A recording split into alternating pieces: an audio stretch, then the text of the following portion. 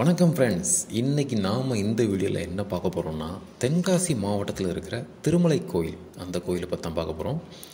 இந்த கோயிலை பொறுத்த வரைக்கும் ஒரு தாட்டி இந்த கோயிலுக்கு போய் நீங்கள் சாமி கும்பிட்டு வந்தீங்கன்னா திரும்ப திரும்ப உங்களுக்கு போகணுன்னு தோணும். அந்த அளவுக்கு இங்கே என்ன இருக்குது அப்படிங்கிறத பார்க்கலாம் வாங்க.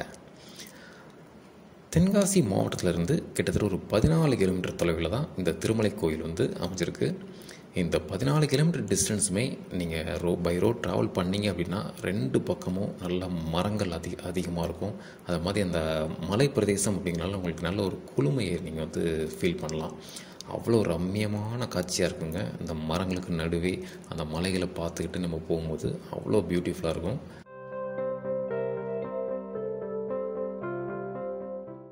இப்போ நம்ம அடிவாரத்துக்கு வந்தாச்சு. இங்கேருந்து மேலே போகிறதுக்கு 3 ஆப்ஷன் இருக்கு இல்லையா? இல்லை நீங்கள் படி வழியாக ஏறி போகலாம், இல்லை இந்த மினி பஸ் இருக்குது, இல்லை ஓன் வெஹிக்கிள் அப்படின்னாலும் பை ரோட் நீங்கள் மேலே ஓன் வெஹிக்கிளே போகலாம். என்ட்ரன்ஸில் மட்டும் இந்த மாதிரி டோக்கன் மட்டும் வாங்கிக்கணும். பை ரோடு போகும்போது இந்த அருமையான காட்சியை மிஸ் பண்ணிடாதீங்க. அந்த மலைகள்லாம் பார்க்குறதுக்கு அவ்வளோ அருமையாக இருக்கும்.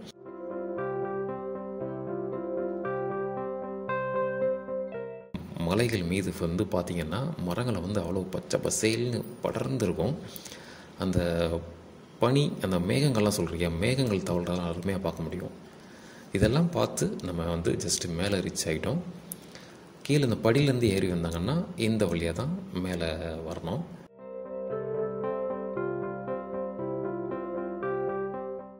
ஸோ அந்த என்ட்ரன்ஸ்லேருந்து உள்ளே வந்தோம் அப்படின்னு பார்த்தீங்க அப்படின்னா ஒரு ஃபஸ்ட்டு பிள்ளையார் சன்னதி இருக்கும்.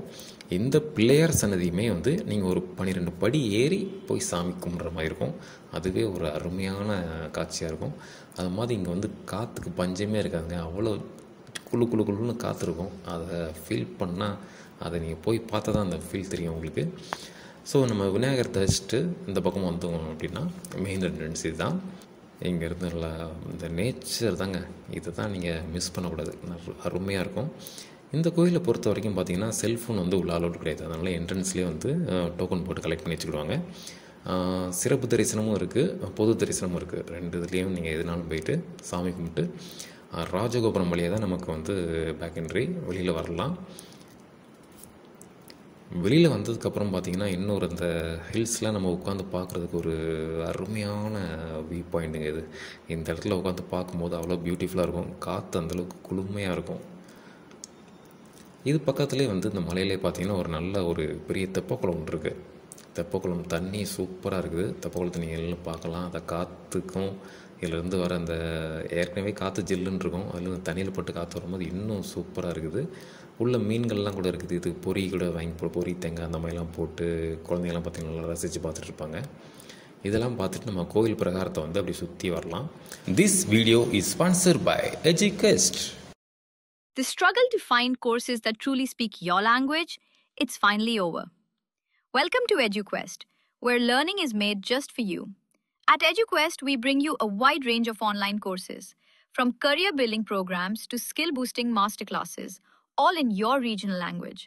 Because we believe language should never be a barrier to success. Our courses are tailor-made after understanding what today's learners really need. So why wait? Start learning the smarter, simpler way only with EduQuest. Visit eduquest.courses and explore your next course today. And hey, don't miss out on our exciting offers and promotions. சுற்றி வரும்போது நம்ம அந்த பக்கம் ராஜகோபுரத்தையும் பார்க்க முடியும். இந்த கோயிலில் speciality இந்த இவ்வளோ ஹைட்டான மலை மேலே இந்த கோயில் இருக்குது.